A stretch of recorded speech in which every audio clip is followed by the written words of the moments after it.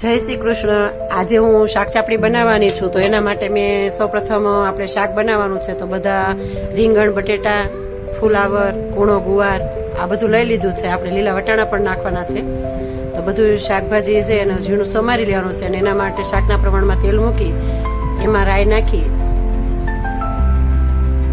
રાઈ કકડી જાય પછી આપણે એમાં જીરું નાખવાનું છે, પછી એમાં થોડો ગરમ મસાલો, તજ, લવિંગ ને આખા સૂકા મરચા, લીમડો અને હિંગ નાખી જે શાક સમારીને તૈયાર રાખ્યું છે એ એમાં નાખવું। શાક થોડુંક ઝીણું સમારવું, કેમ કે ચાપડી સાથે બનાવવાનું છે એટલે થોડુંક આમ ગ્રેવી વાળું હોય એવું લાગે, એટલે થોડુંક આપણે શાક છે એને થોડુંક આપણે છૂંદવું પડે, એટલા માટે થોડુંક ઝીણું રાખો તો વધારે સારું। હવે આ શાક બધું અંદર નાખી પછી એમાં આપણે બધા મસાલા નાખવાના છે, તો એમાં સૌપ્રથમ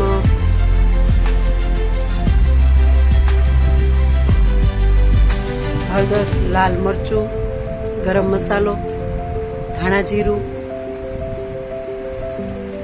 અને સ્વાદ પ્રમાણે શાકમાં મીઠું નાખવું। પછી એમાં ખાંડેલું લસણ,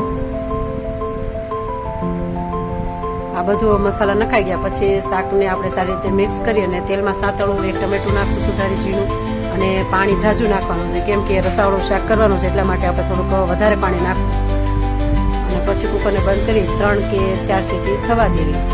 શાકમાં થોડોક રસો રાખવો, કેમ કે ચાપડી જોડે ખાવાનું છે એટલા માટે। આપણું આ શાક છે એ તૈયાર છે, થોડુંક એમાં થોડી કોથમીર એમાં સમારીને નાખી દેવી। આપણું શાક તૈયાર છે। હવે આપણે ચાપડી બનાવવાની છે, તો ચાપડી બનાવવા માટે ઘઉંનો જાડો લોટ લીધો છે, એમાં આખું જીરું, સફેદ તલ, સ્વાદ પ્રમાણે મીઠું અને તેલનું આપણે મોણ દેવાનું છે, તો એના માટે આપણે એમાં તેલ નાખવાનું છે।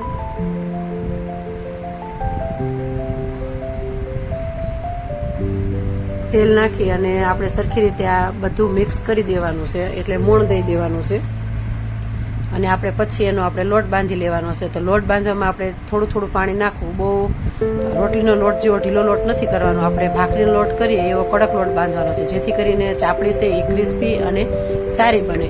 અને પછી આપણે હાથથી બધા લોટની છે એ ચાપડી બનાવવાની છે, હાથથી જ બનાવવાની છે, મશીનથી નથી બનાવવાની અને બહુ જાડી પણ રાખવાની નથી, એટલે તળવામાં સરખી રીતે તળાઈ જાય, અંદર કાચી ન રહે, એટલા માટે આપણે સરખી રીતે હાથની મદદથી આપણે એને હાથેથી સરખી રીતે નાની અને પાતળી ચાપડી બનાવી લેવી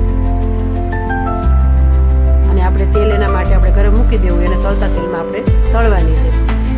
તેલ પણ આપણે ગરમ થઈ ગયું છે હવે, તો એમાં આપણે ચાપડી એડ કરશું।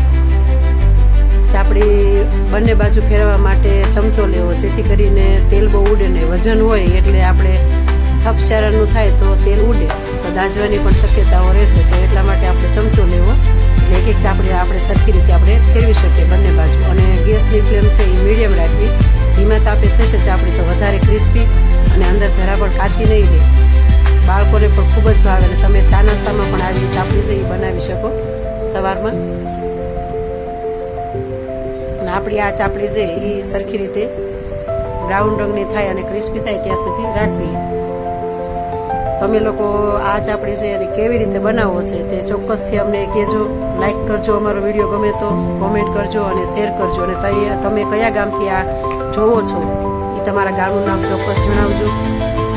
અને આપણી આ ચાપડી તૈયાર છે। અમે સાદું શાક બનાવ્યું છે, આમાં ઊંધિયું પણ બનાવી શકાય, પણ બંને શાક આપણે રસાવાળા જ બનાવવા પડે છે, તો ઊંધિયું ચાપડી આપણું મિક્સ શાક તૈયાર છે।